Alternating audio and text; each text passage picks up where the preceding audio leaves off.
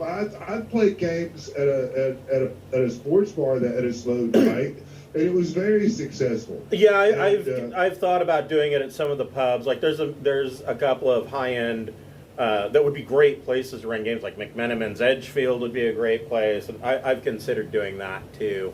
But yeah, I mein it's like I said, the current economy is hitting everybody. So you know, I think as far as pricing and whatnot for that kind of thing goes, the shop owner or the professional game master has to figure in that the economy isn't just clamping them; it's clamping their customers too. And so, part of that having that mindset is you have to remember that you can't, like what they did was they priced themselves out of any of their players coming back. So and some of it cracked me up too, because they're like, oh well, part of what goes into that is we got to pay electricity for the lights, we got to pay for our internet bill. And I'm like, you're a game store, the lights are going to be on fucking anyways, whether anybody's sitting at those tables or not, and the internet's going to be on so you can do credit card transactions. I don't give a fuck what kind of game store you have. Your money is made on the Magic and Pokemon cards. Oh, totally. You can sell all that other shit, and you can run games. And I know the local game store owner here in Little Rock, and I mean, I've had candid conversations, and really, the money is made through Magic. Yeah, your trading card games are your bread and butter. Second biggest profit margin is actually board games. The problem is with board games is that the MSRP on them is so high. So you're lucky if you sell 2 or 3 of them a week. But when you look at other profit margins, the profit is astronomical on them. The least the money that you'll make is on D&D books. I mean, and half the time Wizards of the Coast undercuts the brick and mortar stores. Beyond, man. Yeah, they undercut them because when a new book comes out, the first thing that Wizards does is they go to Amazon and allow Amazon to offer it for a lower price than what the wholesalers are selling to the brick and mortars for. So all these people, of course, buy it on Amazon, and they don't need it by the time it gets to the brick and mortar store. But I'll give this. We had a place called SpaCon, and they gave enough free hardcovered copies of Tomb of Annihilation a week before it was being released on the shelves, just to hand out to everybody that ran a game at this SpaCon. It was in Hot Springs, Arkansas, and it was that's how I got 2 copies of Tomb of Annihilation. I ended up having to give one to a role-playing award to somebody. No. During the thing, yeah. But I mean, it was cool. But I'll give them that. They support cons and events. Yes, they do. They'll give you free shit if you're bringing a lot of people around. All right, so I'm going to go ahead and bring us in. Welcome to Pirates. I almost said Tomb of Annihilation. Welcome to Pirates of Drinax. We are running the Mystery of BT-SHT 365. Before we get started, we'd like to thank a friend of the Greenwater Guildhall. These are not sponsorships or partnerships of any kind. They are just companies that we really like. If you're watching on Twitch, scroll down. You should see some towels there. If you don't see the towels, please click on the profile image, and those towels should pop up for you. Tonight, we would like to thank Fable Beard Company. Fable Beard Company makes beard products such as oils, balms, butters, and co-wash. They also have a full line of deodorant and a new line of spray-on colognes. And each of their scent profiles is a different fantasy character. Tonight I'm wearing Dr. Wolf Beard Balm. It is a blueberry and tobacco scent. But I'm sure that they have a scent profile that you would like. If you're a first-time buyer, they do have a buy one, get one free option. Just go to fablebeardco.com and create an account, and you put 2 beard oils in your cart, and if you use the code FIRST in all capital letters when you're checking out, that second beard oil will be discounted to free. If you are a fan of our Wednesday Night Traveler games, we do have a website via Obsidian Portal. The adventure log on that site is written in the manner of Traveler News Service articles, so it covers everything going on all across Trojan Reach, but the travelers here are starting to make more and more front page news. If you like what you see, go ahead and go to the front page, give us a thumbs up. We like to see the fan likes. Hope you enjoy. So, where we left off last week, you guys went to the town of Binyamin, and you did the bank heist, and as you were completing the bank heist, the town got hit by Augmen raiders. And the raiders had come in with multiple vehicles and a 20-ton launch, and they were using harpoon guns and basically rounding up as many people as they could get their hands on. And you guys had purchased an old beater air raft, and you had made your escape, and you were not being tailed. As you were leaving, you got an impassioned message from the Sheriff Vantek of Binyamin. He was literally sobbing on the comms and begging for your help because one of the people taken was his 14-year-old daughter. What was her name? I wrote this. What was her name? Amelia. And you guys haven't really come up with what you want to do. So there are a couple of questions. So the first is whether or not what have you decided to do as far as helping the town, and two, nobody's even opened the crate yet. And three, is Devin with us tonight? He's at like a planning meeting for a scouts thing, okay. But I am authorized to play his character, so he's here in spirit, and he'll probably be here for the second half of the game. Okay, so have Devin make an electronics comms check.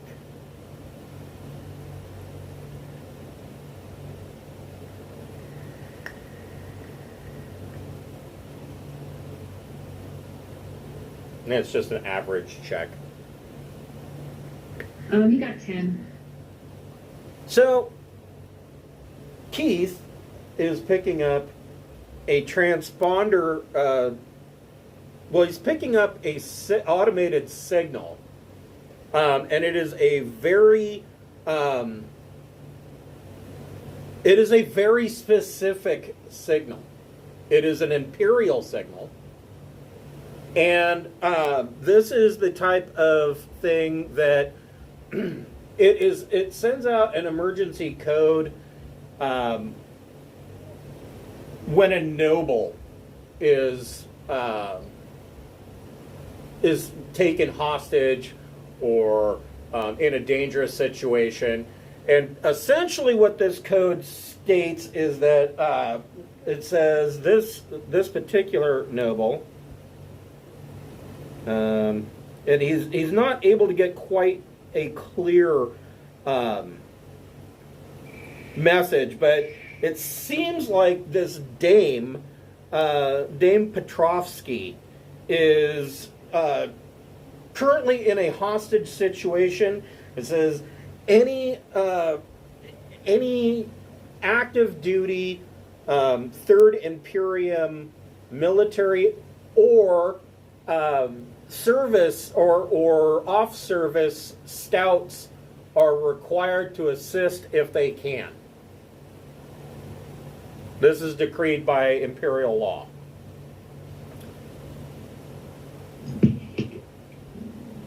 So she probably got raided then? Knowing what you guys know, that's probably a safe bet. I would think if we took out these raider guys,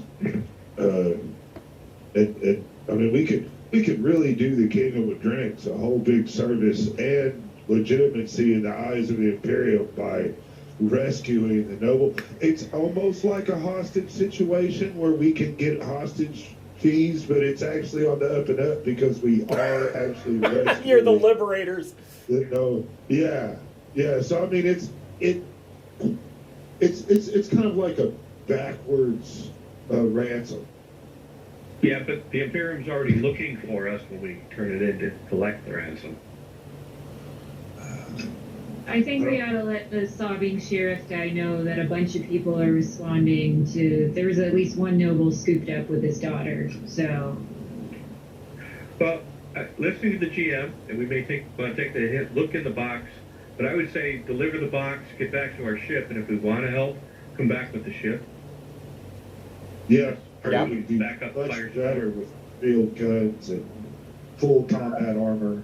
Okay.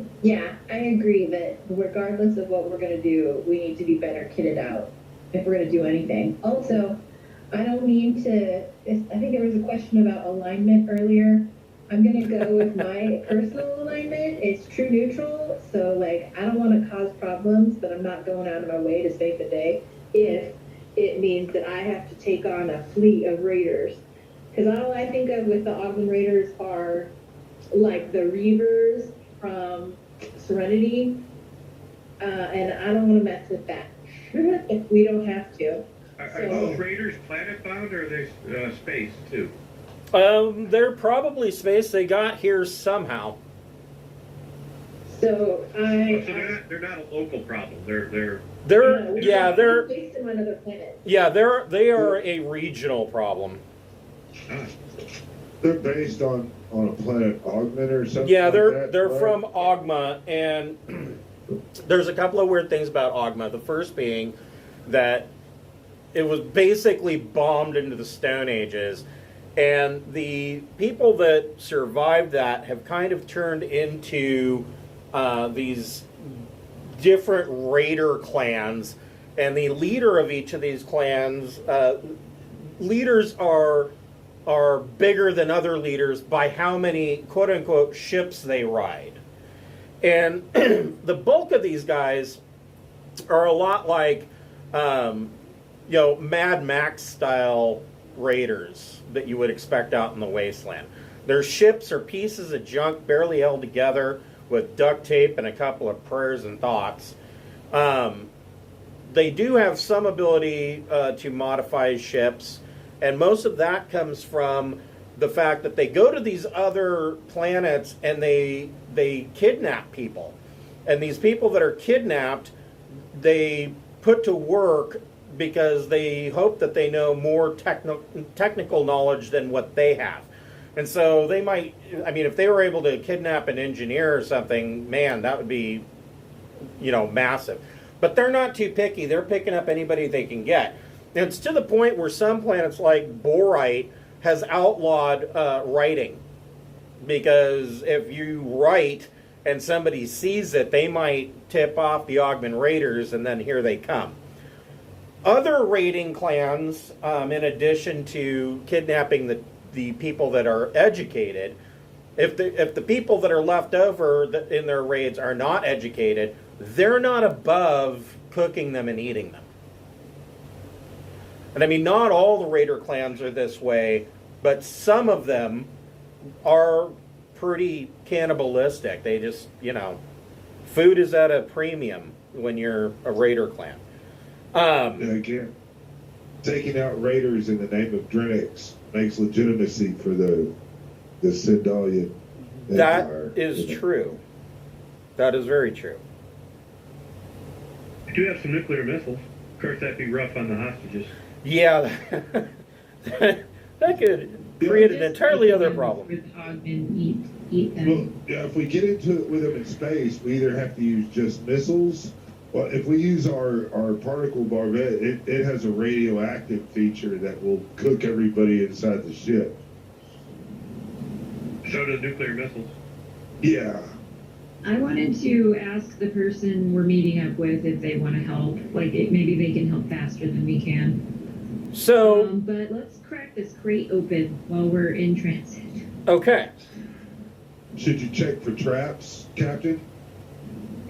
Probably. While sitting in probably. Okay, go ahead and make an investigation plus intellect check. I guess I'm driving, so.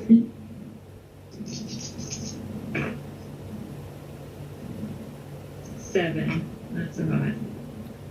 Well, you don't find any traps. And so you crack this thing open. And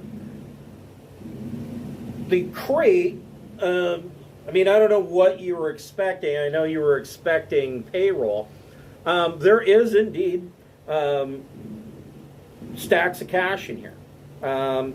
There's 50,000 credits to be exact. But there are also two other things.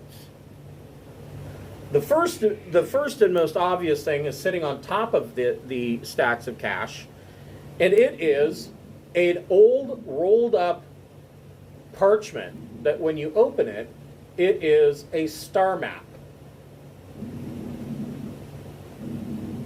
And Keith, Beth, and Ching Shi have seen this map before.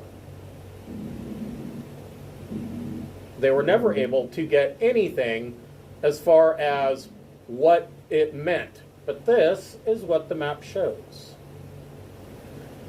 Now it shows there is a planet 2 parsecs from Thalassa in the Outrim Void, where all current star maps show that there is nothing there. It is an empty hex.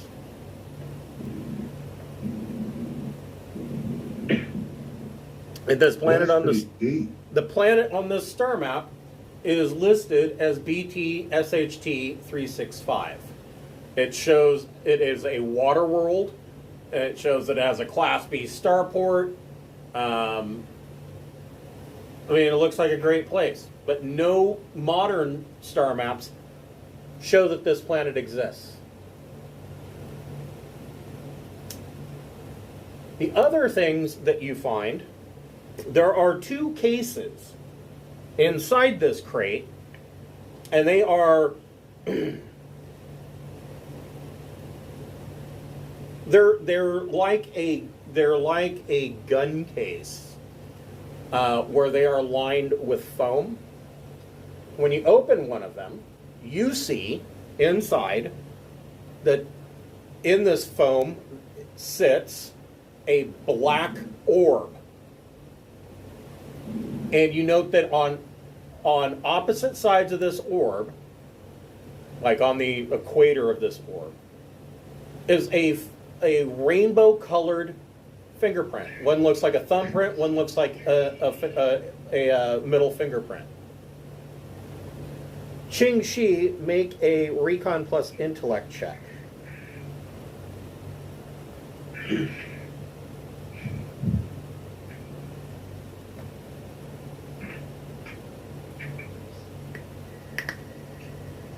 $11. So, as soon as the crate opens up, and you're sitting fairly close to this crate, the hairs on the back of your neck go up. You feel like almost like a magnetic draw for you. You feel like you want to grab this orb.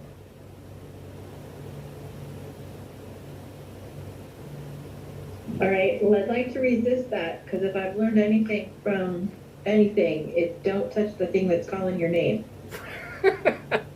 Do it. So it's just an orb? Yep, it is a solid black sphere. Okay. With a rainbow thumb or a rainbow print pattern of a thumb and a middle finger on either side.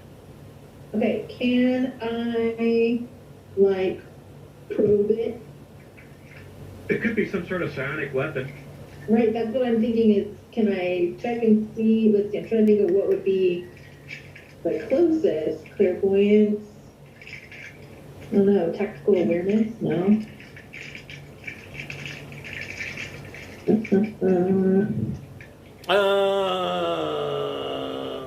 Probably. If it's speaking to me, then I wonder if I can try and Telepathy would be or closest. probe it. Do you have any Scientology or whatever? I'm literally right now looking at the book. The suggestions I'm coming up with are millions of things you can do with psionic power. So telepathy would probably be closest to what you're trying to do. Yeah. And you don't have, in fact, you don't have to spend any psionic points to do the telepathy. I will allow you to just make a. Just a check? Yeah, just go ahead and make a roll, and you can make it with a boon. Ooh. Well, I'm going to have made it because I rolled, with a boon I rolled 12. Okay. And then plus 1 for my psionic. Okay. So you feel like immediately you reach out with telepathy and you confirm that this is a psionics device. You do not feel like it is a weapon. Mm-hmm. You don't feel like it's a weapon. I don't feel like it's a weapon, or maybe I do. No. Or maybe it's Well, I mean, I'm trying to think of. I mean, what I know about the orbs. I'm trying to think. Well, it doesn't feel like a weapon. It is some kind of information device. And Okay. you feel the other thing that you feel is that for the information to be complete, it requires that there are 3 of these orbs here. But you can take one of the orbs and you can spend 3 psionics points to activate it to get its information out. Okay. Let's see. Well, I will definitely do that, but I'm going to wait till we're back on the ship because I'll probably want to record it or note it, and right now we're careening through the air and I'm hanging off of the back of Grav ship as Right. we are racing back to our ship. So I'm going to hold off on opening it up this minute. When we get back to the ship, I'll check it out. Okay. What you're saying, Captain, is the only thing we found in the crate was the cash. Nothing else. That was my next question. Thank you. Yeah, I was gonna say, like, this might be our only chance to do it. They might be pissed at us if we take anything. Hey, we were told to get cash. The only thing in the crate was cash. Of course, we will be carrying. Is that what we were told? I don't remember. All that they told you was that Jadeko deposits payroll into this vault in Binyamin, and they want you to steal that crate. So the assumption, of course, being that this is payroll for Jadeko employees. Okay. They didn't say anything about. Don't they owe us for the investment of the crates? No, that was not agreed upon. Then I'll leave it up to Captain. If you want me to open it, because this might be our best chance, and we can, I don't know, record it somehow before, and then close it up and put it back in. In my mind, it's going to be something that like self-destructs once we open it, so we'll be screwed either way, but maybe not. We'll definitely take a picture of the map, and then we can decide whether we found a map to give it to the people. Yeah.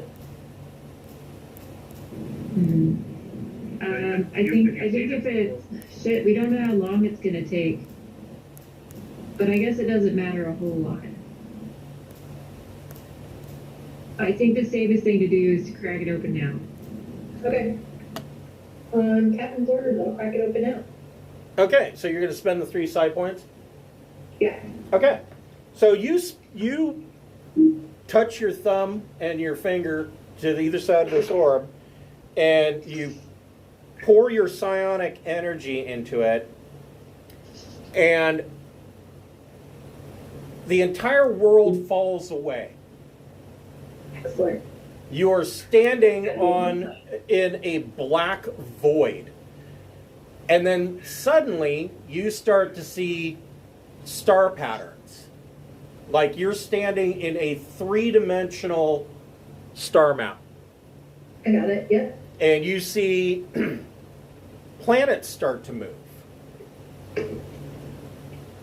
You see planets ripped from their orbits and pushed into other planets. You can feel that these planets are not, this is not a natural event. They are being physically manipulated and moved. And you can feel that with each collision, billions of people are dying. And then the vision ends, and you have a terrible headache and a bit of a bloody nose. But that's all that you find, and you find yourself sitting back in the air raft. Okay. Well, guys, I got some bad news. The end is nigh.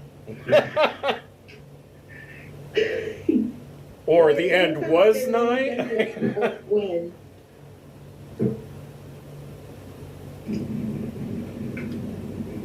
I guess that doesn't work as a past tense. But yeah, you witnessed obliteration, is what you were saying. So is there a sense of whether this has taken place or whether it will take place? Is it prophetic or is it a memory?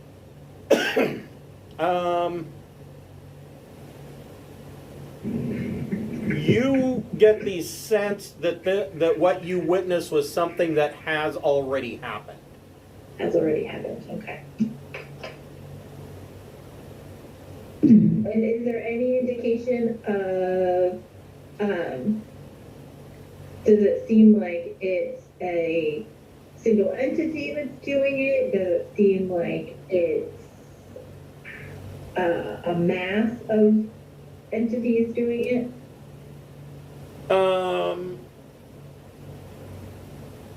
It was more than one, but it's hard for you to decipher how many. But it was more than one. Cool. And from the star map, does the star map like match the star chart that we found or anything like that? No. Okay. In fact, And I don't recognize the stars as I saw them. I will allow you to make an astrogation check with a bane. Okay. Oh, that's probably not going to go well.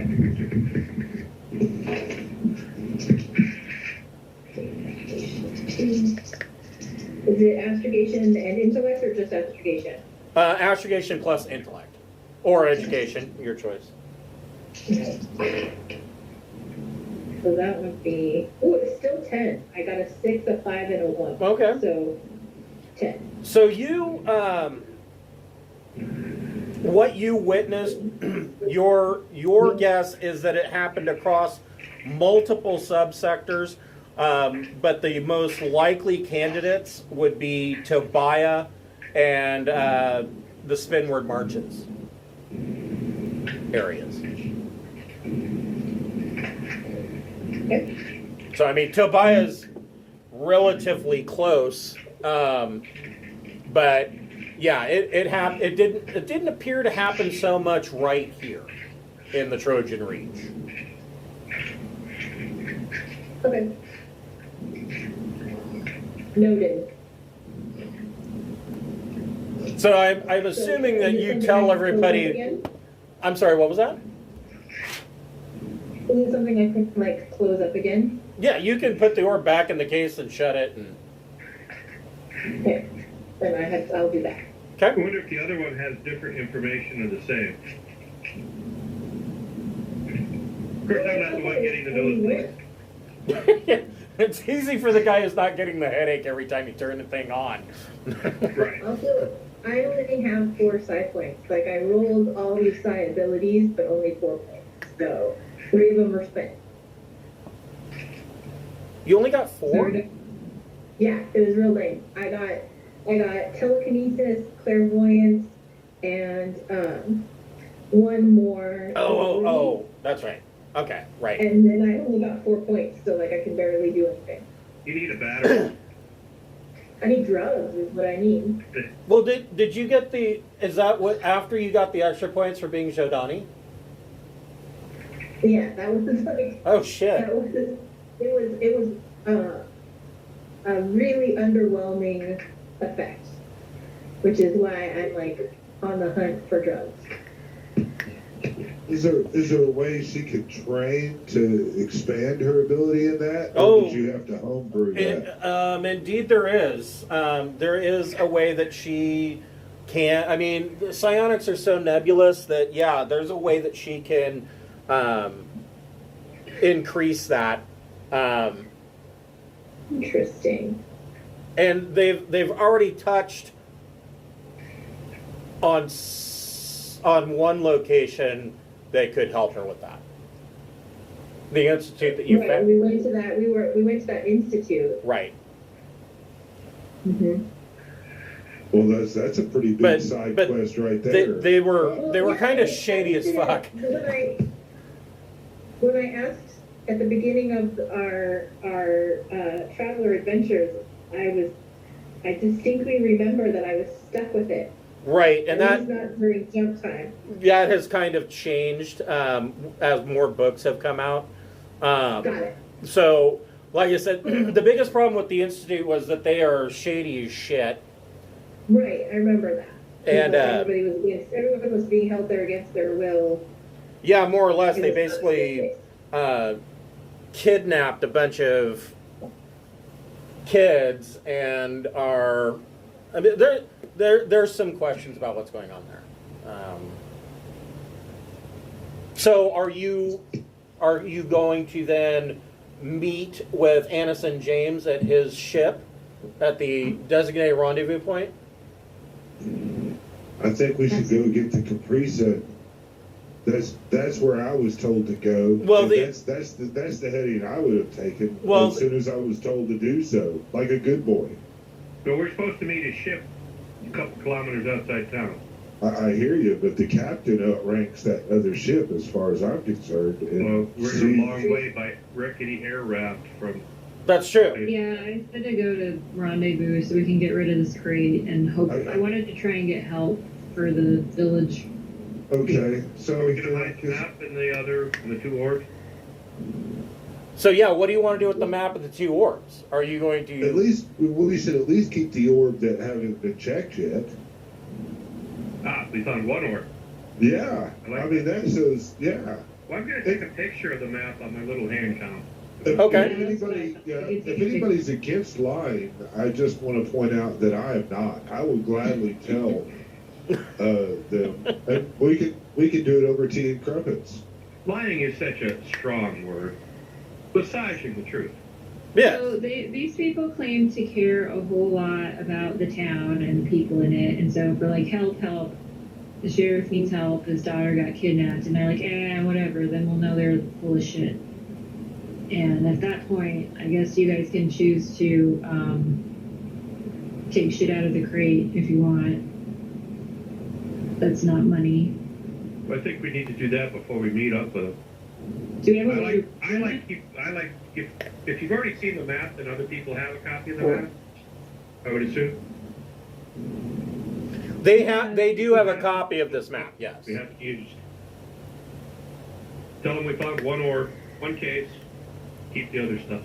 You know, though, just to play devil's advocate and to be like some sort of voice of logic here, we are kind of a high-class outfit. We've been sent way out here in the middle of BFE for a heist on a bank, and then the box we get has these rare psionic artifacts and a I gotta think the 50K cash, we would get better by just taking all of that than, they know what was there if they paid for this to happen and they set up this heist. That's just all I'm saying is that if we try to hand over this crate without the items that are actually in it, they're going to know we're full of shit. Now, whether we care about that or not could be, a different topic. But I just want to point that out, that in my opinion, more likely than not, the people that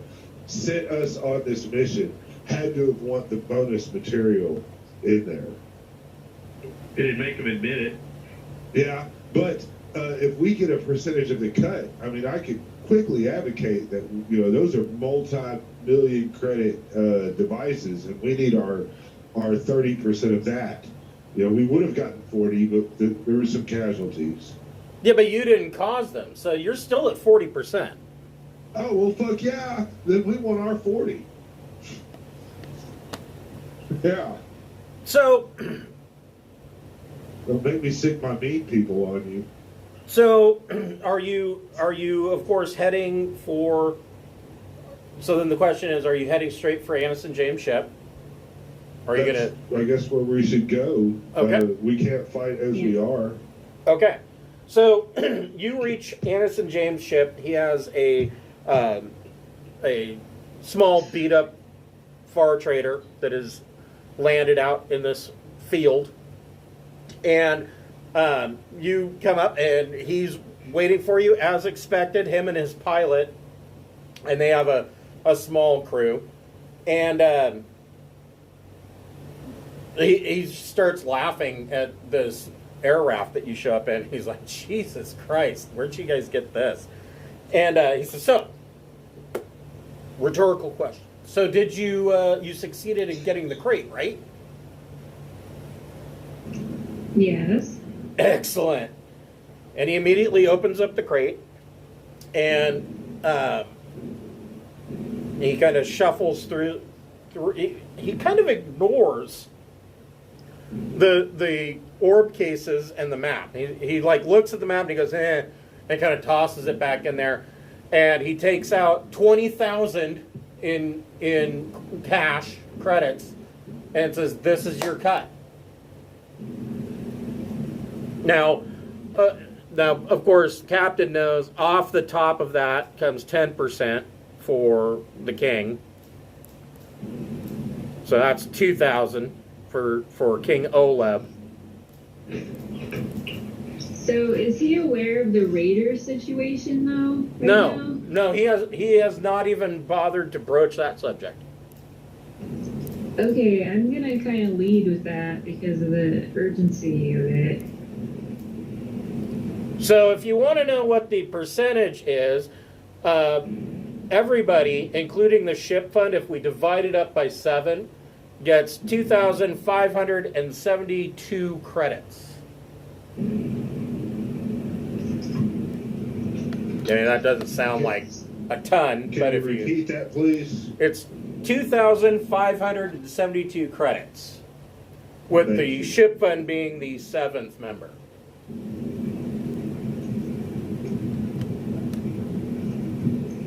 And 2,000 going to King Olaf. Thank you. And Anderson James shuts the crate and completely just dismisses those two. He doesn't even look inside the orb crates. He's like, I don't know what that is. That was not why I was hired. I don't know what that is. It's garbage to me. Does he care about the Ogman Raiders at all? Or So just in you- the town? So you tell him about the Ogman Raiders, and he goes, "Oh shit!" He says, "Well, you guys have to do something about that."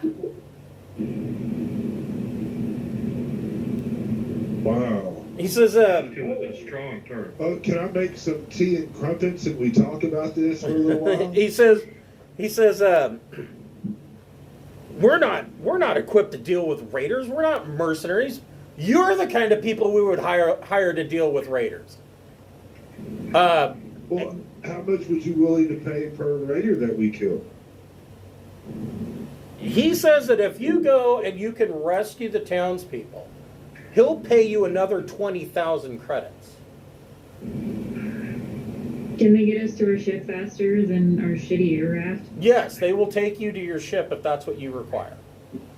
And I want the orbs then, if they don't care about them. Oh yeah, you I want them can. both. He's like, yeah, you can do whatever you want with that crate. I don't care. Okay. Well, I stand corrected in me thinking that that's what they were after. I humbly apologize for my paranoid way of thinking. He's like, all we were after was the payroll and we don't know what those are, and we don't know what this map is. I mean, looks like old junk to me.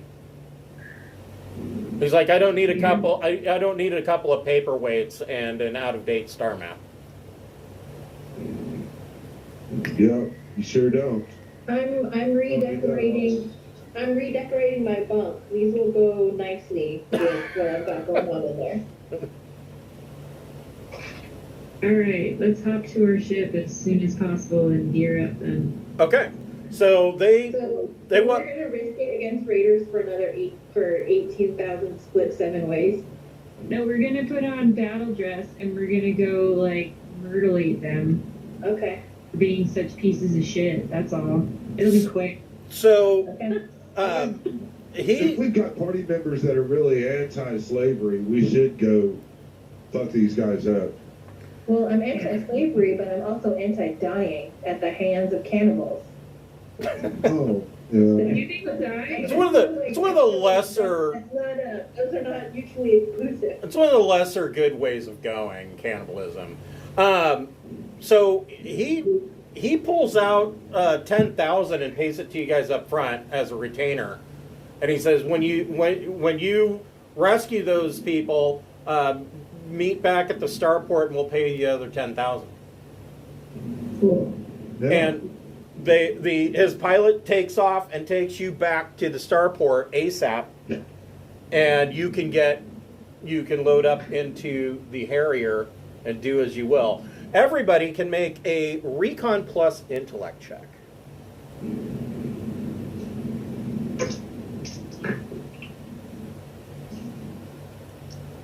I'm sorry, what check? Recon plus intellect. Recon and intellect. 10. I got 11. Let's see, 9. Okay. What did Rexar get?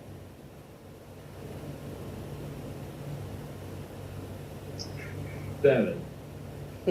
I always like to ask Rexar because, for being a cat, he doesn't have very good recon rolls. I got a 10. Okay. So, everybody but Rexar, as you are going to your ship and loading up, you see on another landing pad, and it was here when you arrived, there is a ship that looks like it has been, like it's covered up with a large tarp, or actually probably multiple large tarps, and part of one of the ropes holding the tarps down has kind of blown free. And you can see that there is that the ship that's underneath it looks like a fairly old Empress Morava class far trader.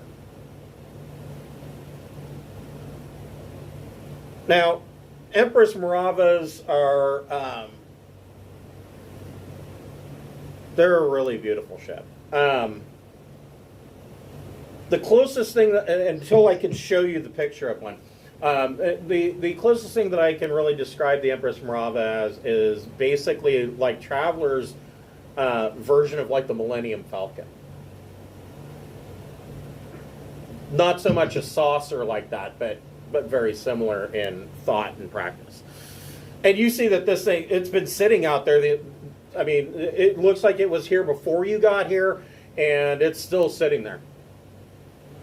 Who knows how many docking fees it's racked up. Can we use the scanning software on the ship, the deep penetration scan on that when we get some time? Yeah, well, I mean, you can do that before you take off. Who wants to make the electronic sensors check? Somebody's got better sensors than me. Oh, I can do it probably. There you go. Sensors, I just have to look. Nope, I'm sorry. I have, yep, there we go, 2. I've got 2. That's better It's, than me. That's Yeah. better than me. all right, so 2 plus what? Intellect or education? Your choice, yeah. Oh, I'll pick education. 2d6 plus 3, 1, 10. Okay. So yeah, you are able to, this is what your sensors bring up as far as deck plans go.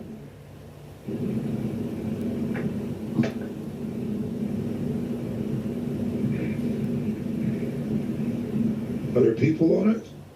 You see nobody aboard. Oh. Oh, why? Mystery.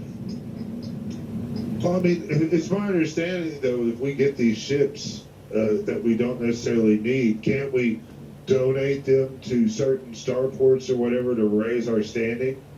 Oh, you definitely could. I mean, planets throughout the Reach are always desperate for ships.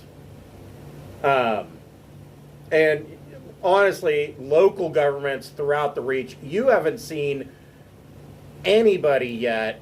But I take that back. Torpal has a light cruiser, but they're the only ones. Nobody else has any ships of capital size. Everything is small ships. And this is just a 200-ton ship. Your sensors bring up that it's got two turrets. It's got, it's capable of jump 2. Wow. We should commandeer that if it's just sitting there. Should we save the town we agreed to save it first? Well, sure. And then they would owe us this spar trader. Keith can make a engineering, just a straight. Well, he can make a mechanic plus intellect or education check.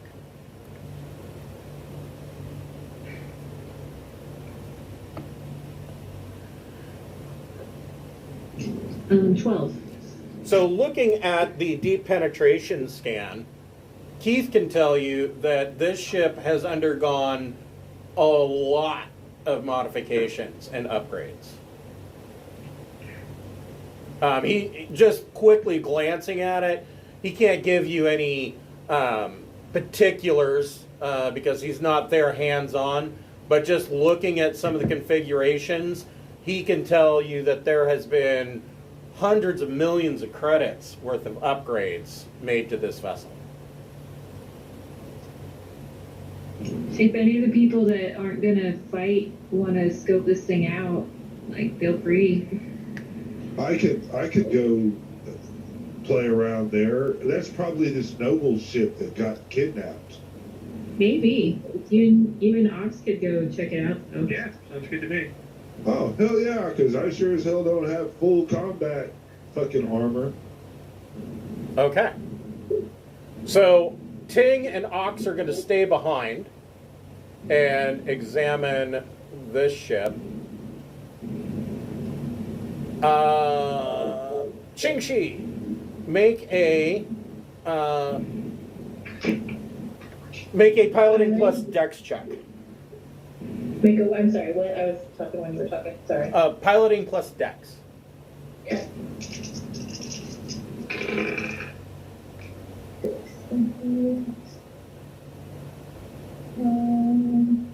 Am I in my battle dress? Yes, 11. I would say that, yeah, you probably spent some time getting into your battle dress. Soothing up. Yeah, 11. Whoops, that's not where I wanted you to go. Okay. So I'm trying out this new feature I learned about. So Ting and Ox, you should still see the Empress Morava sitting there. Well, the rest of you, as you are flying, the rest of you see this is a topographical kind of display of what this raider camp looks like. Who wants to... So from Rexar, Qingxi, Beth, or Keith, who wants to make an electronic sensors check? I will do it. I have sensors in mind.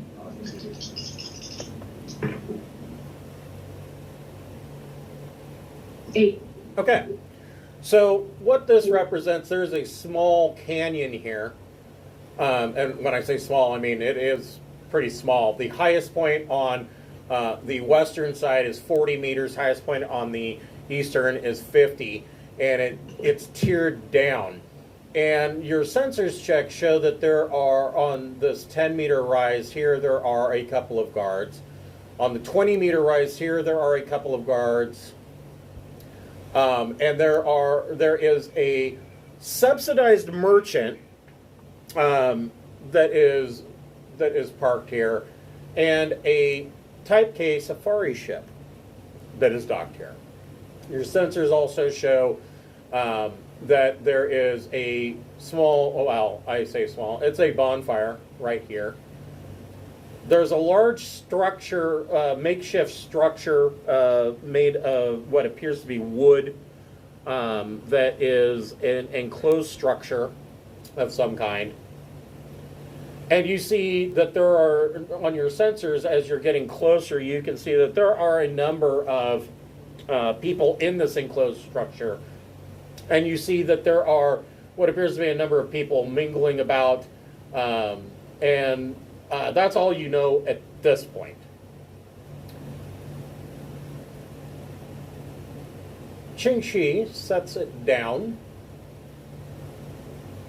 Hold on here.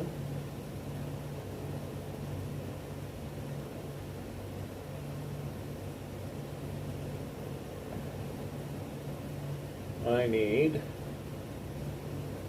I forgot to do something here.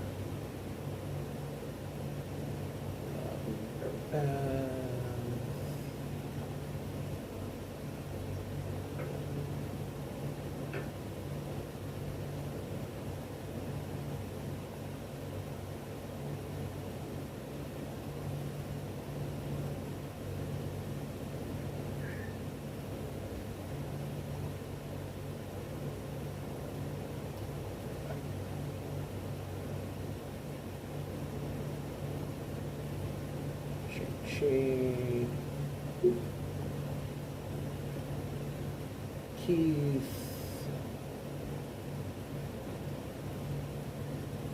Why are these guys? Okay, there we go.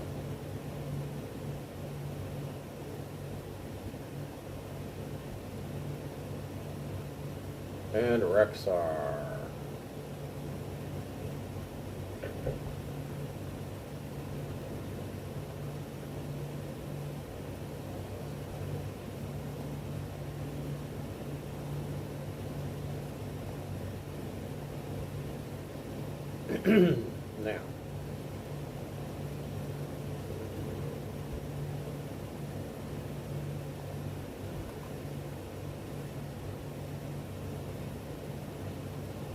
Now, these guys I always end up using because it's just easier that way.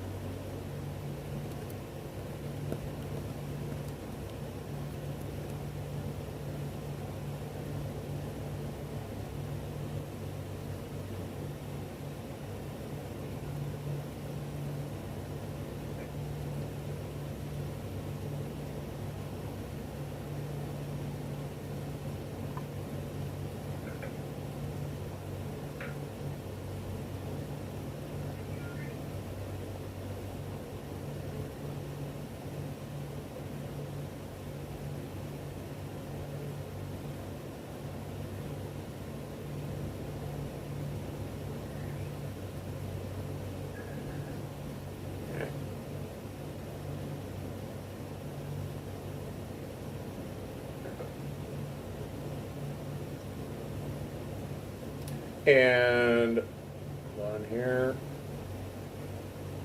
Rexar, Qingxi, Beth, and Keith, you can make stealth plus dex checks.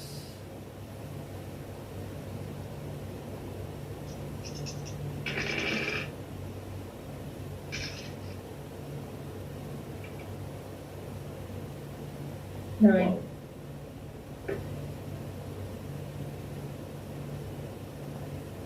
Who got a 12? Rexar. Wow. Rexar has +3 to stuff. Okay. Captain got a 9, and Keith got, let's see, 11. I don't know if it matters, but we probably would be on high ground, you don't think? Well, when you were coming in, I don't know, would you? I mean, where do you guys want to be? If it were up to me, I don't know if it's possible to land far enough away that we go, less noticed. I don't know. That's kind of what I figured. And then I'd like to be on high ground with my sniper rifle. Can Rexar And do it an looked like it was 50 meters up on the sides of the canyon. Yeah. Okay, so I didn't draw the battle map with the 50 meters up, but I got it with the 30. Okay. That works for me. I want to be on high ground with my sniper rifle. That's my plan. Okay, and so Rexar, you got a 12. Ching-Chi, what'd you get on your stealth? 9. Okay.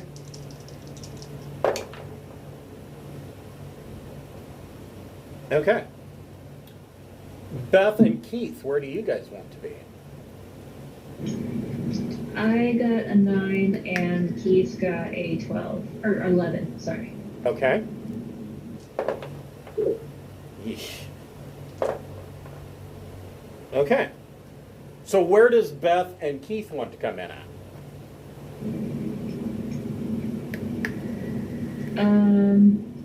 Yeah, I'll do the high ground on the other side so that we're kind of Okay. shooting down. We can cover the whole thing, I think. All right.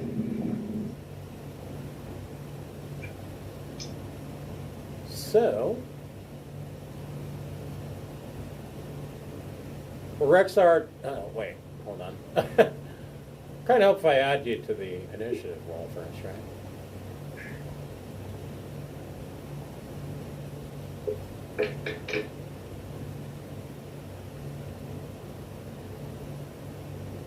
We'll make one roll for the Augment Raiders.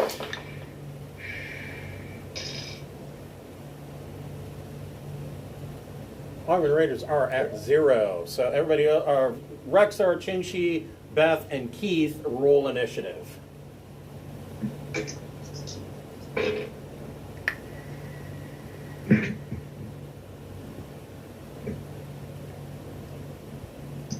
Ultimate stealth and initiative. Now I'm gonna hit them back, and it's gonna be Snake Eyes.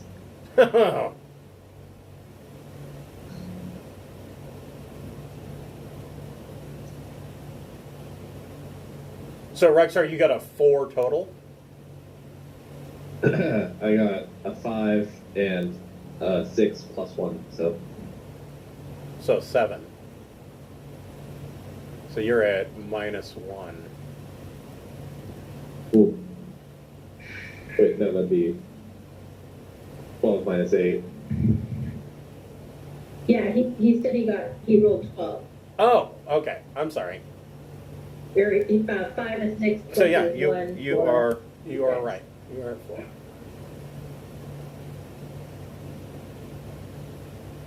For some reason, I can't get my one to stick. There you go. Yeah, sometimes it does that shit to me too, where it's like, oh, we don't want you to click on that. Or it'll like tease you and be like, okay, it's highlighted, and then you go to type the number, it's like, nope, sorry, haha, joke's on you. Sorry, I'm sorry, what was that? oh, I said I didn't mean to cough on the mic. I just choked on my own saliva. Oh no, that happens. Happens to me all the time. Allergies are great. So, Rexar, what do you want to do? Can I coast along the wall here, right up to this guy, without him noticing, like up here, and just kind of yoink him up to where I am? Well, he's 10 meters down. That would be an awfully long reach. What if I hooked him with my axe and pull him up? So how are you thinking of hooking him with your axe? Are you going to swing it down and then while he's attached to the blade with it in his chest, pull him up? What do you want to do? Like, front of the chest, pull it up to the bottom of the axe, like, gets his jaw and just fish hook him. I will allow you to do that. You need to make a but you have to use dex to do it. Oh, good thing I have +3 to melee.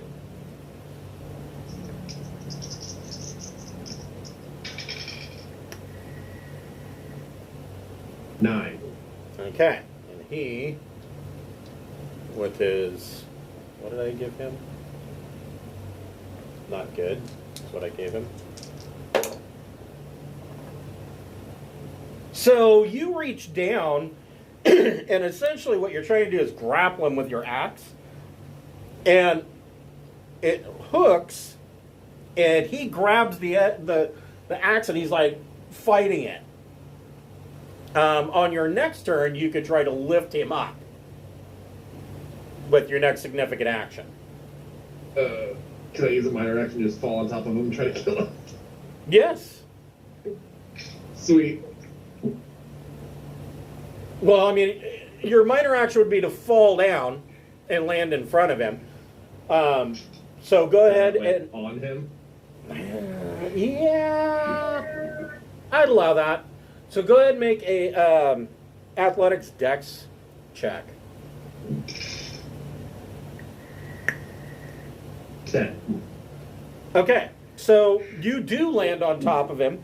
You have him essentially at this point pinned to the ground. Cover his mouth. Okay. You have him silenced. Wait, should I roll damage for the axe swing or? No, not yet. Okay. Beth, what would you like to do?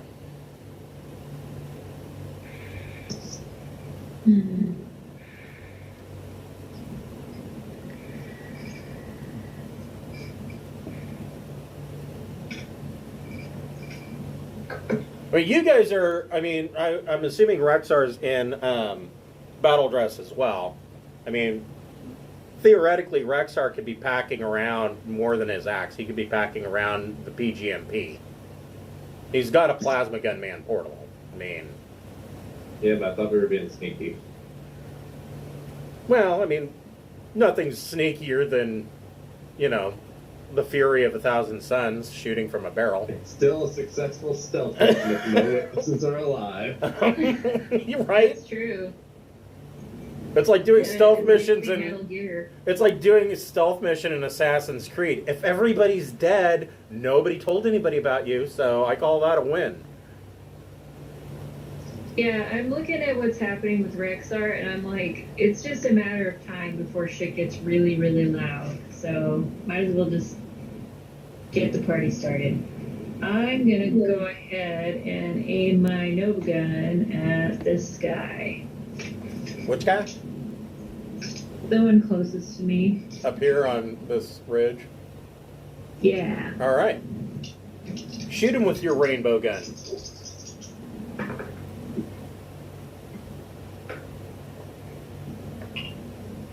Ooh, that is a +2 to damage. This guy not second.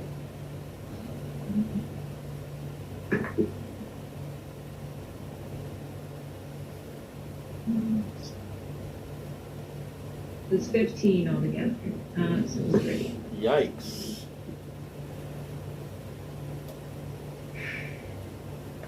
These guys are just wearing flak jackets, so he takes 10, which is unfortunate for him.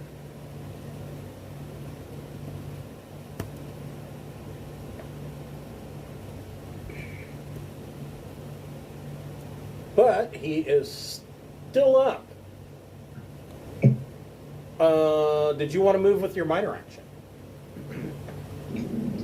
Yeah, I can move a little bit. You move 6 meters. Here I go. Okay. Shing-Chi, what would you like to do with your grav assist armor, your recon armor? I'm not ready to fly yet, but I probably will. Right now, is there anyone that looks like they're specifically guarding for Pen?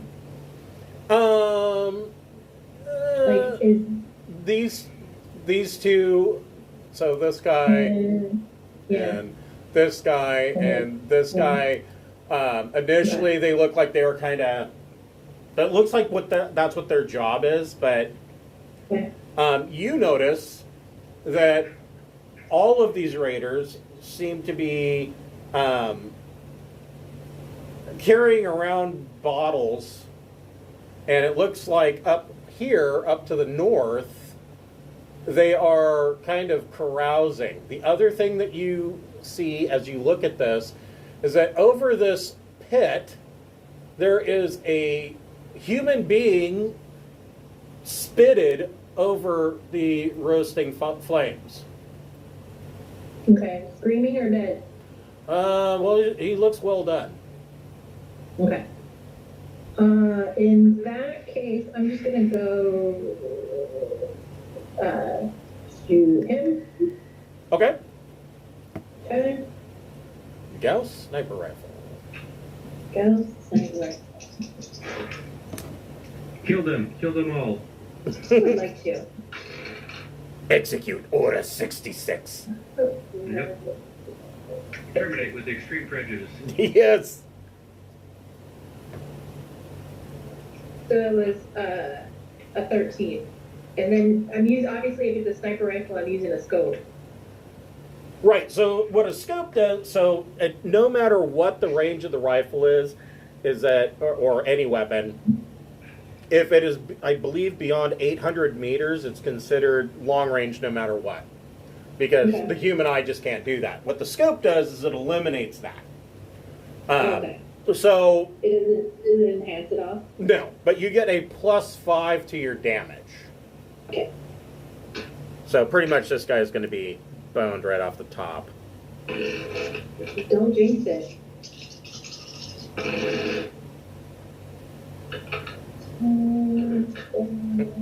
19. Oof. 2 for A. Nice hat.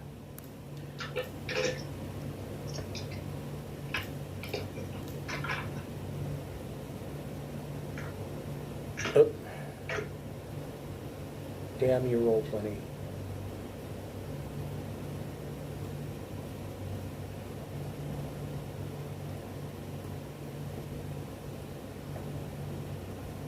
He is grievously wounded, but not down. Did you want to move with your minor action? No, I like this vantage point. Okay. The Ogman Raiders are now clearly aware that, you know, the shit is going down.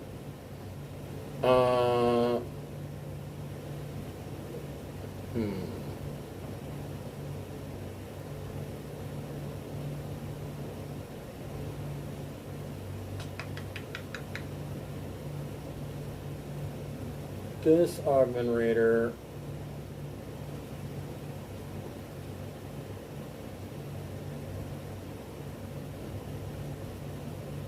is going to move there. Yeah, this Ogman Raider is going to see if he can make a athletics check.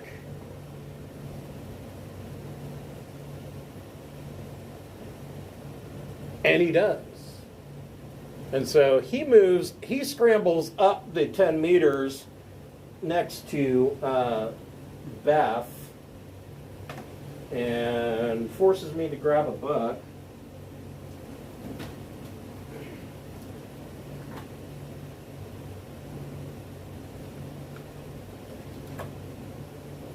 Because these are just too cool to not use. And I mean, how often do you get to whip out a chain drive sword, right? And so that's what he's going to do, is he has a chain drive sword, and you hear, and he is going to swing it on Beth.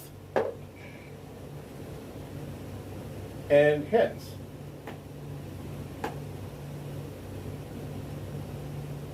Let's see how he does.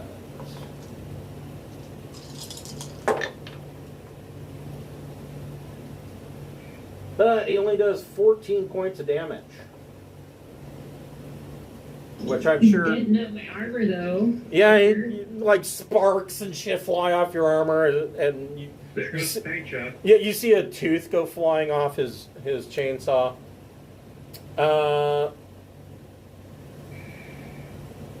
This raider is going to... He's still not really aware of what's going on 10 meters up.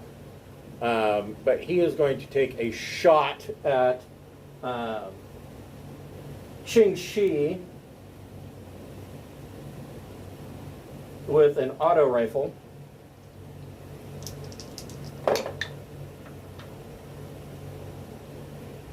And hits with a +1 to damage. Pretty good at 30 feet up if I'm lying down. Yeah, that is true. I'm not disagreeing. I'm just saying that's a really good shot. Yeah, but he wouldn't hit with a 9. You're right. That he misses and hits the dirt or hits the bank right in front of you, like right here. The bullet bounces off. At least that's how I feel like long range sniping goes, right? You lie down on the ground. That's the wise way to go. When it flipped up and you like, that's what, in my mind, that's what I'm doing. I don't know if I'm pulling it off. No, that totally works. This guy is going to come here. Does he have line of sight? He certainly does. This guy is going to take a shot at Keith with an auto rifle.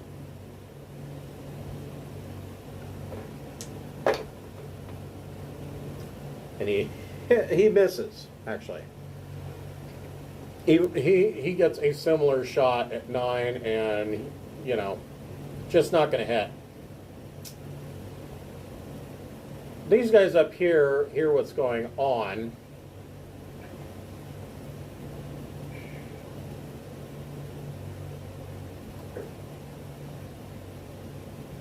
And they are going to move.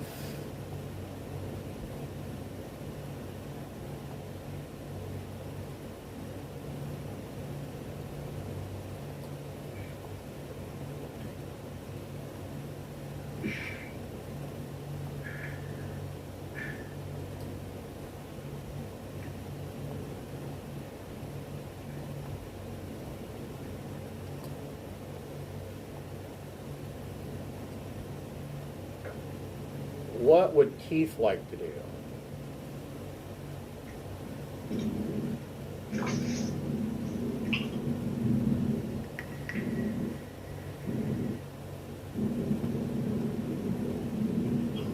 Let's shoot with the laser rifles. Yeah, that's a good choice. Who's he going to shoot?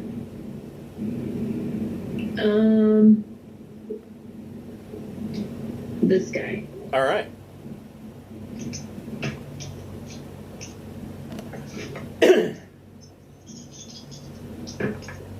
Shit, snake eyes. Oh no. So Oh. damn it. What do you get total? 4. Okay, so he misses, and even with a 4, that's still an average failure. So he doesn't completely botch it.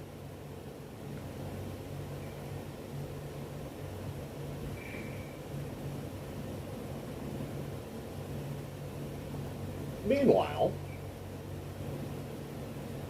Back at the range. yes, back at the starport. What is Ting and Ox doing? How do they want to? Breaking an entry? Yeah. Yeah, I think we just want to go right up to the front fucking door and try to bypass the security. Okay. So, I believe the front fucking door is right here. That looks like a wonderful place to start. There What do you are, of think, course, Oz? the two cargo airlocks on the sides, here and here.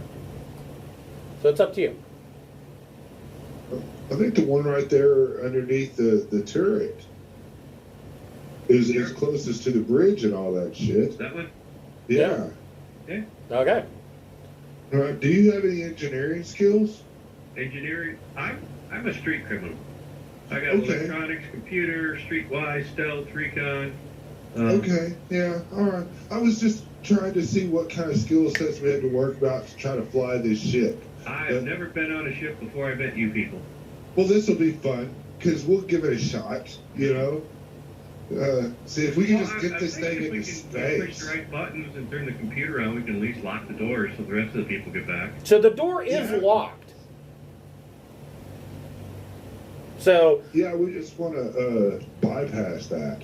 okay, so you will need to make a electronics computers check to basically you're trying to hack the door. Can I use my intrusion software and my beautiful handheld computer? You certainly can.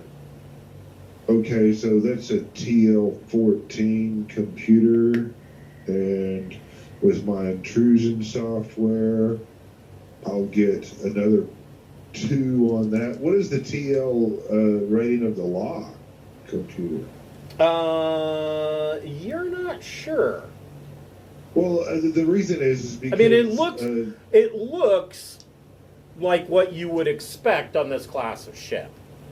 right. Well, if it's like a TL14, it's even. If not, if it's a 15, I take a -1. If it's a 13, I get a +1. Okay. And that's why I was asking. Right, I got you. But I see what you're yeah, saying.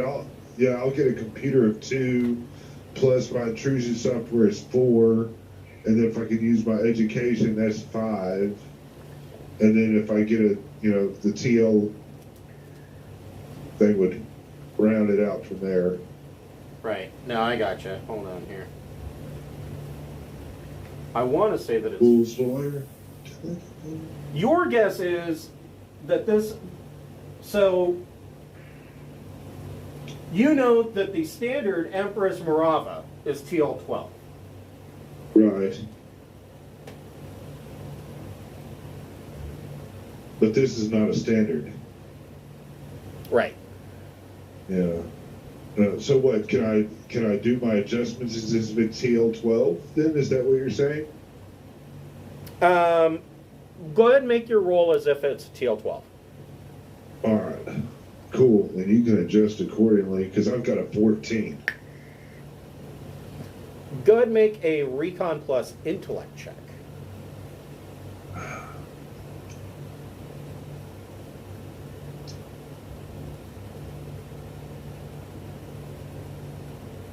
$10. Good rolling. So, That's what I'm saying, man. so you fail to hack the lock, but you swear that in the process of trying to, basically you're using like a basic password generator to unlock this ship. You swear that the passcode changed at least 3 times on the fly. It seems like somebody is counter-hacking your hacking attempt. Packception. Yes.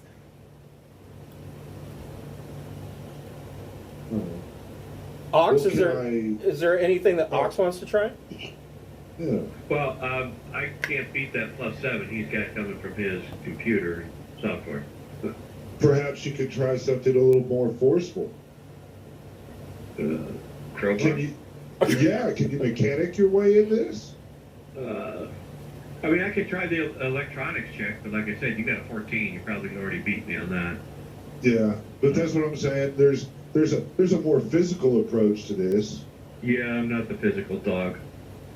Uh, I'm more of a terrier rather than a bulldog. Any other ideas? I mean, you guys already did the deep penetration scan. You didn't see anybody aboard. Right, so that might mean that they just have an agent on their computer. Well, they could have an AI. Yeah.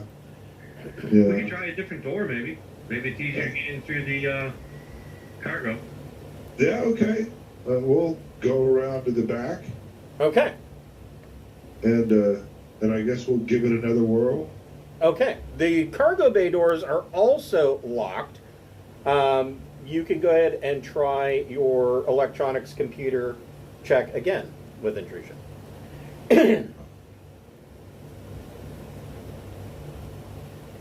Oh, big money, no whammies. Another 14.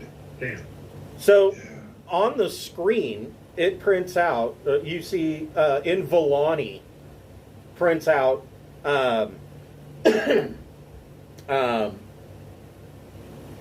you are not the owner, you are not the registered owner of this vessel. You're not allowed to be aboard me. I will type in that the. Tell oh, it go that ahead. we tell them, type in that we got a noble emergency, rescue we needed. We figured this was the ship and we're trying to help. Yeah, and I'll even use my Imperium ID. Make My a fake Imperial. yeah. You know what I'm talking about? Yeah. Yeah, I'm gonna say this is who I am. I'm answering a call like every good citizen, and I need to get aboard this ship to get leads on how to, Yeah, we noticed nobody was here, so we figured this might be the local ship. Yeah. Yeah. Make a persuasion plus social check. Whoever is attempting to. This again is probably me, considering I'm kind of static. I've got 1 in social, and my persuade is 1, so that gives me +2. Yeah, I got the same thing on persuade. Okay, well then, do you have the +1 on social or charm or whatever to get +2? Because technically it would be your turn to do a roll. I want to be fair. You know, I but have a +2 attack. then you take the roll this time. Okay. You You take, blame me for not working. yes. I'm the hacking. You were the persuader. Yeah. Yeah. Sharing the love over here on project. I just want to point out that I've got an education of 3. That you got me talking to an AI computer. Okay, here we go. Hey computer, we're here to help.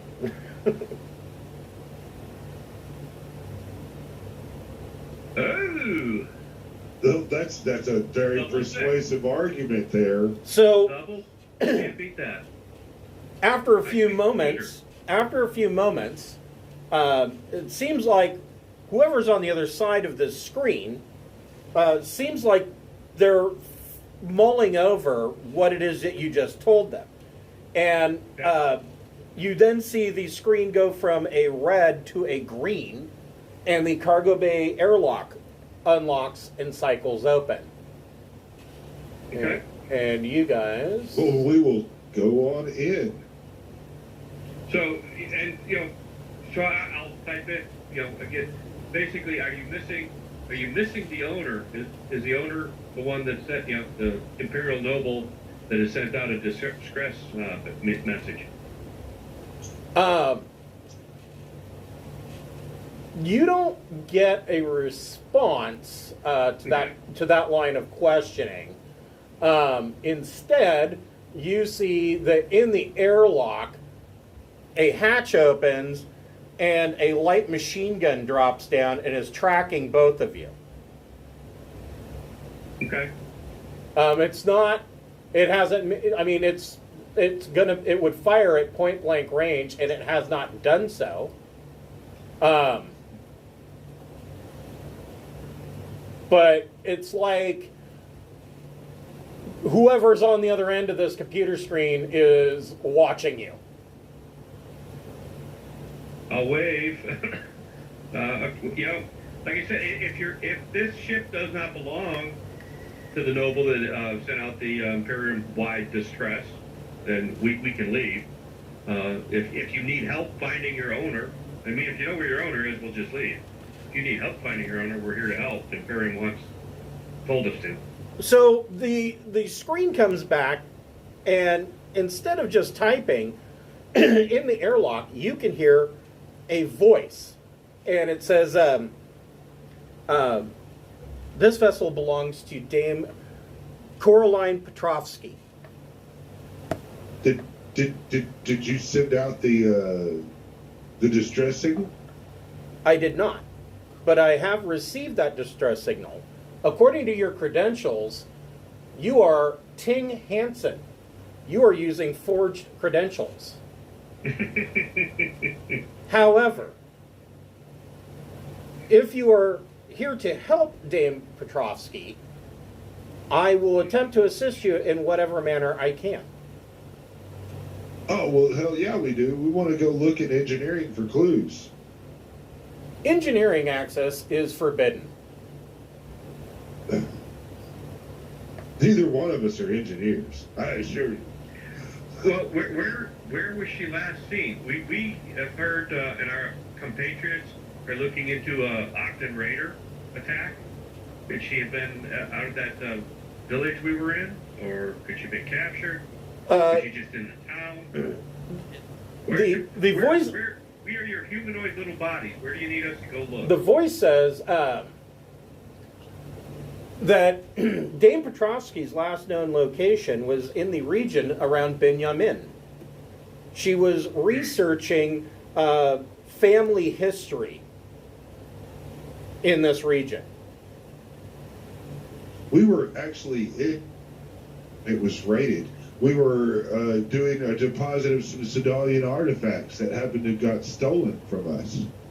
In that, we barely got out of there with our lives. But you've got 2 turrets. Can you fly this ship? If you let me into the thing, I'll fly this ship. We'll blast them fuckers and free your lord.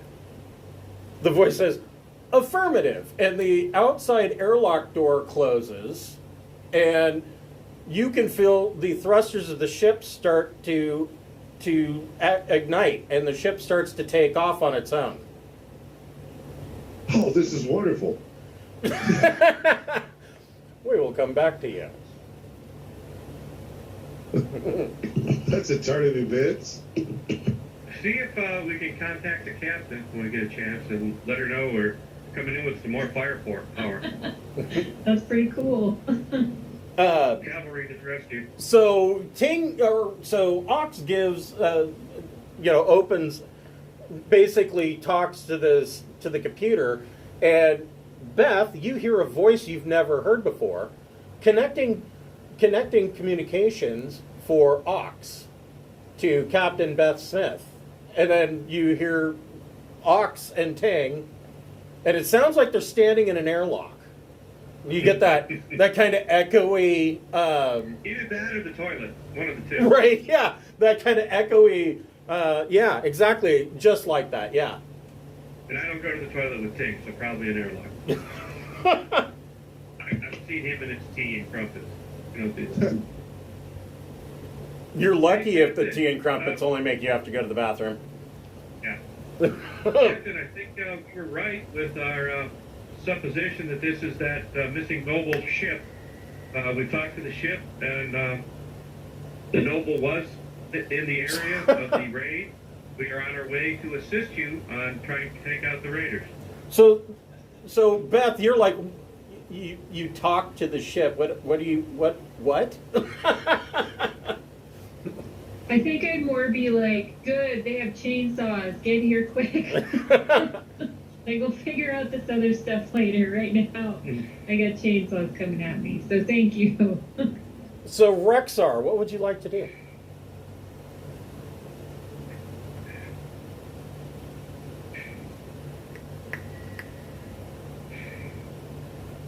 Rexar, are you muted? Yeah, I asked, how big of a difference is it between Blast 9 and Blast 6? 3 squares. So Blast 9, wow. Blast 6.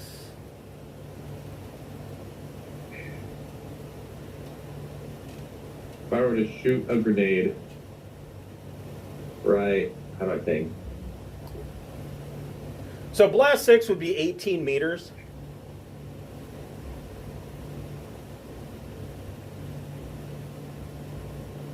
Kind of.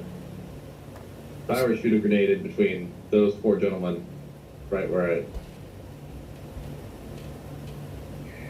So, yeah, it would go out. The blast would be as low as here, would be the edge of the blast. And all the way to up here. You could get all of those guys. There's no civilians, right? But you know what? I'm going to ixnay that. So 1 square is 1.5 meters. It's supposed to be 6 squares. So 1, 2, 3, 4, 5, 6. It would be out to here. 1, 2, 3, 4, 5, 6. It would be out to here. 1, 2, 3, 4, 5, 6. It would be up to here.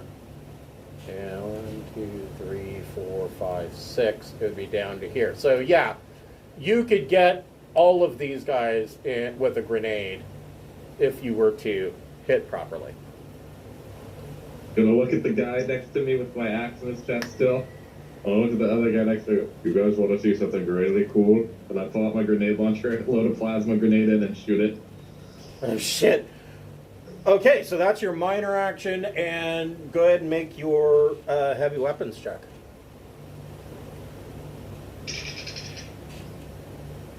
Ooh, 8. Dead on target. Roll your damage. I rolled a 4 and a 1. But my bonuses are good enough. This guy drops. Plasma grenades are 4. No, they're 8. 8D, right? Yep, 8D. Yeah, this guy's going to immediately drop no matter what. And then there was a pool of raiders in the canyon, and it flowed with blood. Well, it's a plasma grenade, so their blood's going to kind of vaporize. And Oh, true. 15, 16, 17, 23, 4, 5, 6, 7, 29. Taking into account their 5 armor, that is still 24 points of damage. Oh, you should sing a song called that as well. Sing a song in your honor called "Puff of Smoke." And even at max, they only have a total of 26. So these guys are all dead.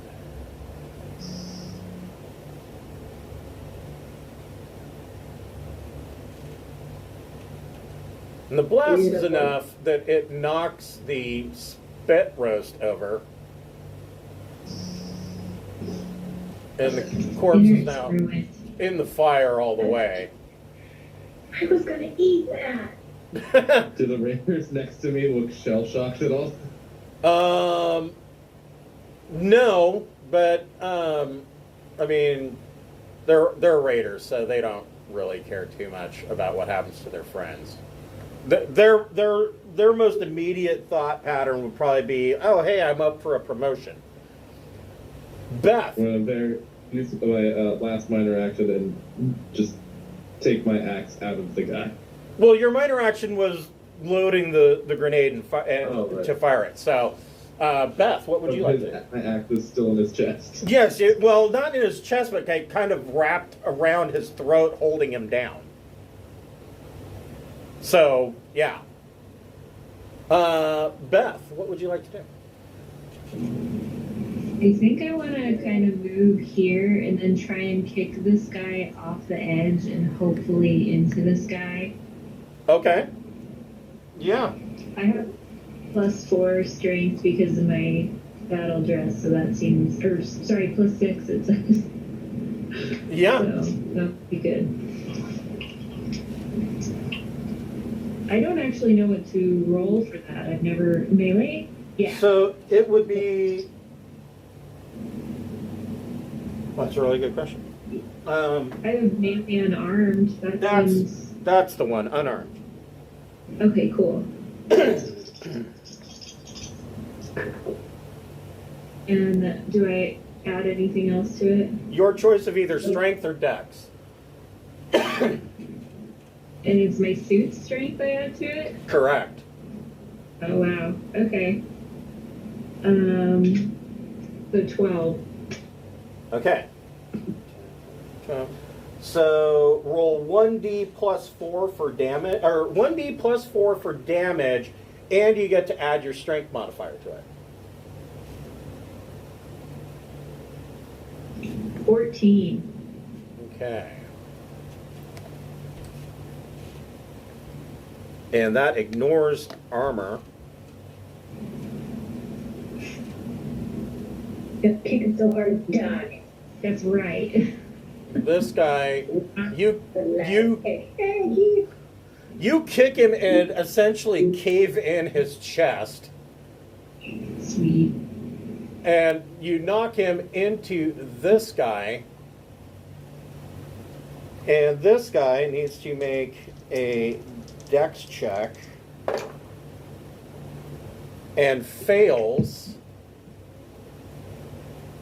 and falls 20 meters, taking 6 points of damage. Oops. Oh, is it going to let me do that now? Well, that's weird. I wonder what changed. Anyways, so he falls down and is prone. Oops.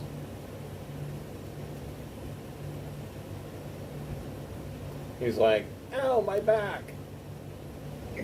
And you still have a minor action. Would you like to move at all, or is there anything else you'd like to do with your minor action? Sure, I'll move. Actually, I think I moved some already, so I think I've probably got like 3 meters left. Okay. All right. Meanwhile, over here, Ching Shi, what would you like to do? all right, Rexar, I'm not going to insult your honor by firing on either raider that is attacking you. Cool? Remember, Rexar killed like 5 guys, but that still only counts as 1. Right. Well, I just mean like he also has 2 Right. hanging on him. I mean, granted, one of them has an axe in his chest, but if I go after someone else, meanwhile someone's like trying to stab him in the back, that doesn't seem very nice. However, since I have every confidence in his ability, I'm going to fire on him. Okay.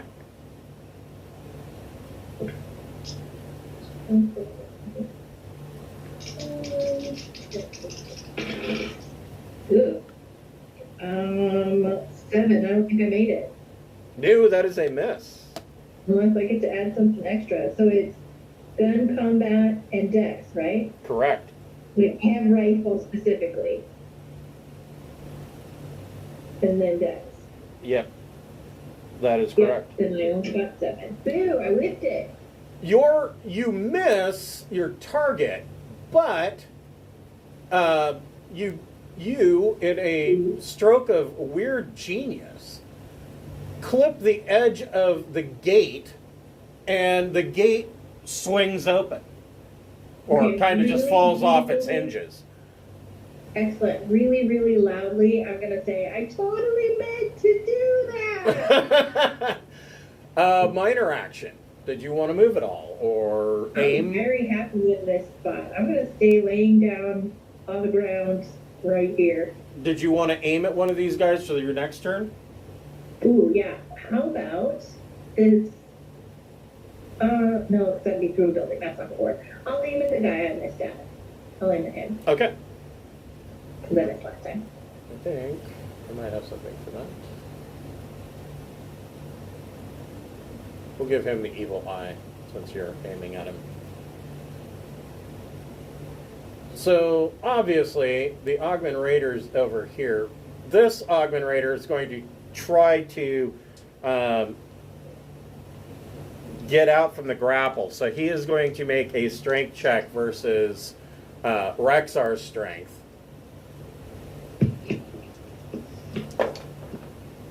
And he gets a whole whopping 7. Do I need to roll a contest? Yeah, you should. We'll see how badly he embarrasses himself. What's the bonus for Battle dress? Yeah. It is. Hold on.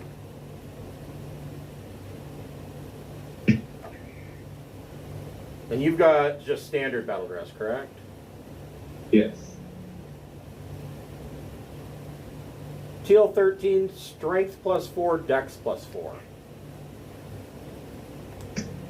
So I rolled a 2 and a 1, so we tied.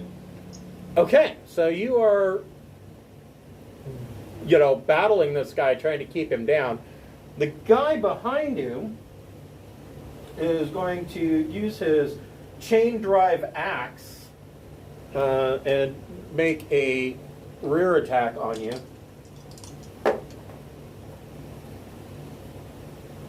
And hits with a 9 for +1 to damage.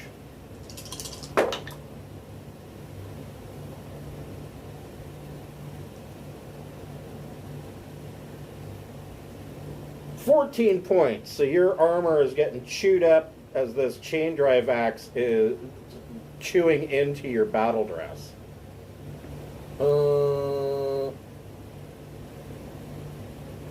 These two guys are both going to take shots at Qing Shi with auto rifles. That's a hit with a 9. Oof.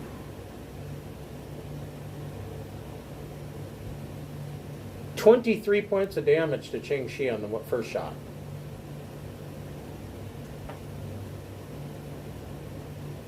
Oh, you're muted.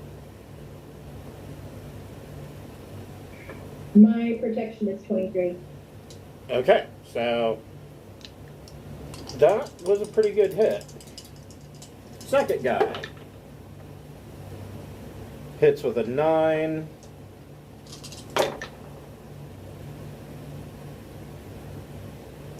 And he only gets 11 points of damage on his shot. At least they're connecting. Good for them. This guy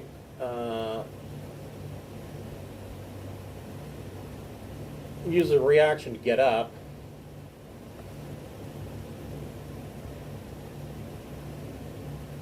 Runs there and is going to take a shot at -1 against Captain Beth. Hits with an 11. +3 to damage.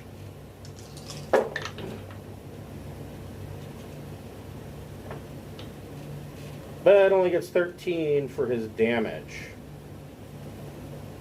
Your armor stops the bullet.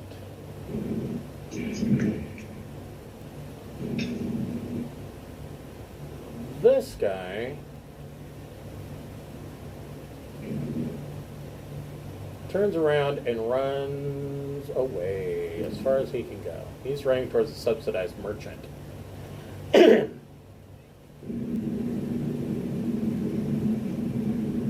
Keith, what would you like to do? I am going to pull out my rifle and shoot at this guy. My laser rifle. I assume it's already out. Yes. Which guy? So I will aim and then shoot. Okay. Are you shooting at the guy that's running away, or? No, it's that one right there. Right. I'm sorry, I'm not seeing. Oh, gotcha. Okay. Yeah. Okay.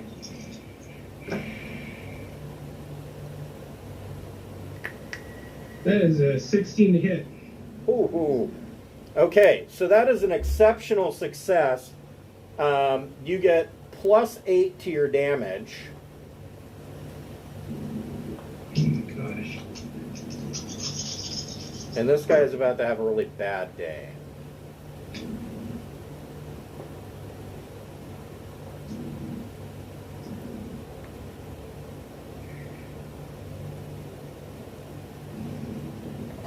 $24. Wow.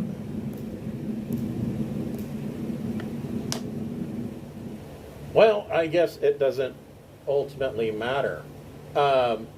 You hit this guy with your laser rifle and shear off his right arm completely.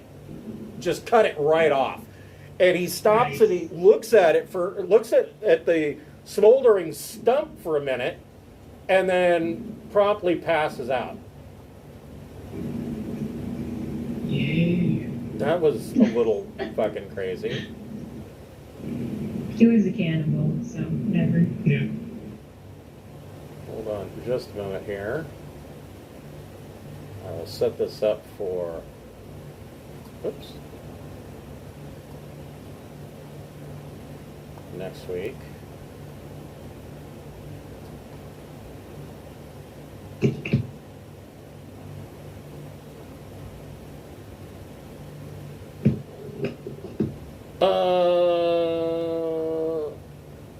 So, Ting and Ox, the inner airlock opens, and the computer voice says that you. Hold on, let me go back over here to these other deck plans. There we go. That you would have that you are granted access to the 2 turrets. Okay. All right. Yeah. So you guys We can wanted to fire one of these. you guys can move yourselves to the turrets. I guess it doesn't really matter which one's which, and I will show you.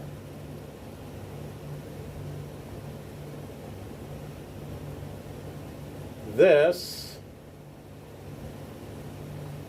find it.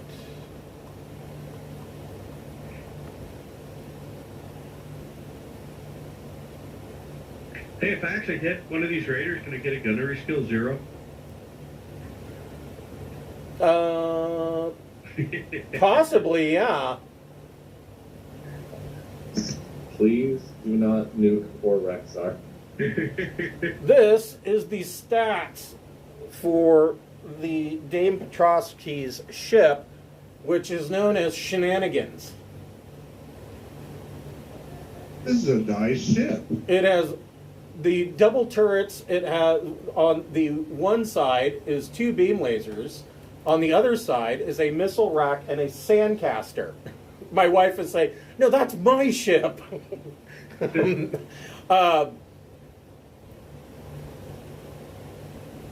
So I'll allow you guys to figure out which one's which. But this ship, the M drive has been boosted. It's got thrust 4, jump 2. The computer system, the computer core has been vastly improved. And you are essentially now under the impression that this is not an agent program. This is a full-on conscious intelligence. This is for all intents and purposes, this is a sentient being Right. on this ship. And the best way to take care of it is to destroy the computer core and take the ship. Please don't even think that while we're on board. You may not want to do that. Don't even think that. Well, you know me, I'm all about acquisitions. Yes. Yeah, but so which do you want? Do you want the sandcaster or the beam laser? Sandcaster's real. Everything's going to be close range to the ship. So I mean, I don't think it necessarily. Am I right? Yeah, well, I pretty mean, much everything's going to be adjacent. everything is the ship weapons on ground targets do 1D. They do DD damage. So everything that you do is times 10. This is going to be great. Yeah, let's. Yeah. Okay, don't shoot at anything that looks like an Aslan in battle armor. Got it. Don't shoot near it even. So I will allow. Let's start with Ting. Are you shooting beam lasers or are you shooting missiles? What do you want, Ting? I mean, there are 2 parked ships to the north. However, you don't know if there's hostages on those ships. Right. Yeah. Well, I'll take the beam lasers. Okay. Yeah. Okay, hold on. Why not? So there's 2 ships. Yes, there's a subsidized merchant, and there is a safari ship. Now, if you guys, I mean, it's pretty logical that if you were a bunch of slavers, a safari ship would be almost perfect for that. The subsidized merchant has such a cavernous cargo hold that if the cargo bay doors were just a little bit wider, you'd be able to land this free trader in the cargo hold of a subsidized merchant. So, again, I mean, it's a good it's a good thing for slavers, but you don't know if there's anybody inside. There could be hostages in there. Right. Best thing we can do is make that ship not be able to fly. I was thinking the same thing. Aim for the maneuver drives in the back, engineer. You want to shoot at one ship? I'll shoot at the other, or should we concentrate on one? If we could wreck both of these ships and land them, I mean, we could at least do some repairs and have these ships to trade with. The ship we're on is probably not going to let us steal it. I don't think so. Should we concentrate fire then, or not? Well, they're landed. Well, yeah. Let's knock out the big ship first. Okay. Yeah. Hey, computer, help me target the maneuver drives on that subsidized merchant, please. What button do I push to fire? A button lights up on your console, and Okay. and you get. Let me double check this again. Can I take my time?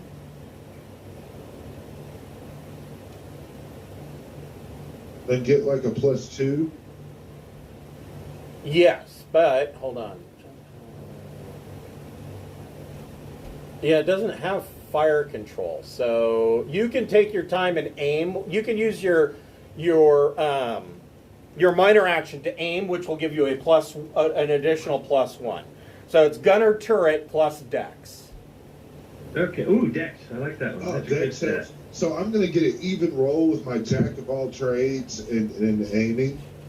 So you have jack of all trades 3. No, I have jack of all trades 1, but I'm aiming. Oh, so I it see. gives me another +2, so that's 3, which equals me out. So I'll get a +1. Aiming for my only gives dex. you a +1. Okay, but I have +1 in my dex. then. Oh, okay. So that I see what you're saying. So yeah, you break even. Ox, Okay. do you have jack of all Jack trades? of all trades 1 and a Dex 1. So you're only at -1 to hit. Oh Okay.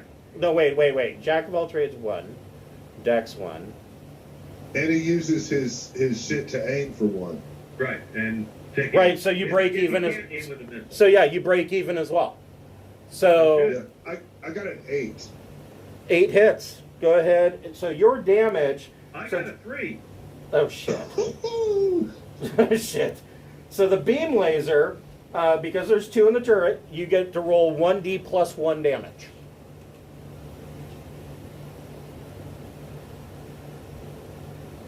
I think I shot down that evil sun with heat seekers.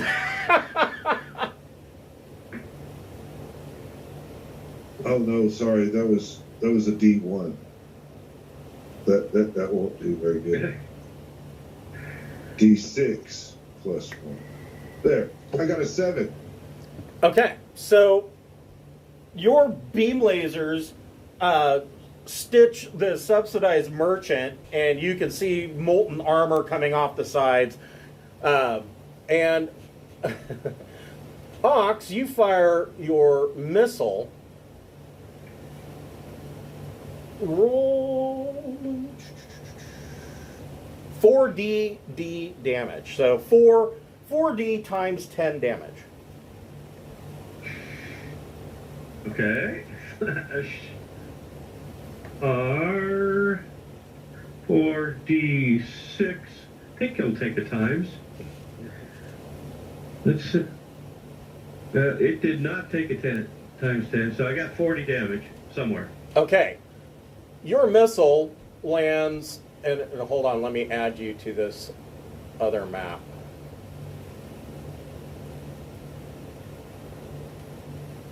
Whoops, wrong map. I'll add you guys back to this map. So you should all see, you should see the current battle map. Yep. Yes. So your missile lands up here. This guy becomes a smoldering crater. Consider that a warning shot. And I mean, you know, the blast comes all the way out. These bodies down here are blown out, and the entire canyon is now filled with dust and debris from this large missile explosion that just went off. And that's where we're going to break for this week, and we will pick it up next week at 7 o'clock on Wednesday night. Well, you know, just in case any were trying to escape, I headed them off. Yes. I meant to do that. I'm a sniper with missiles. I believe you. Yeah. Sometimes you need to pull out really crazy things.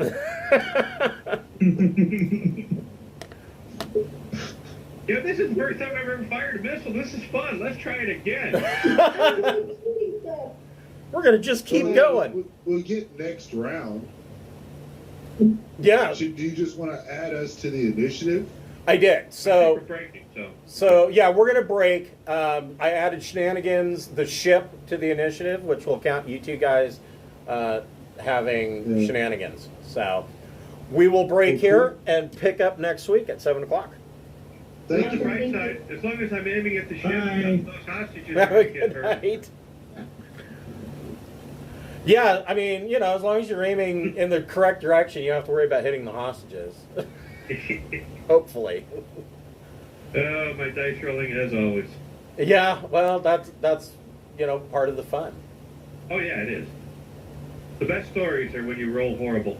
Oh yeah, totally. Some of the best characters are when you roll your stats horrible. Like 3 education. Right, right. Like I said, computer, what button do I push?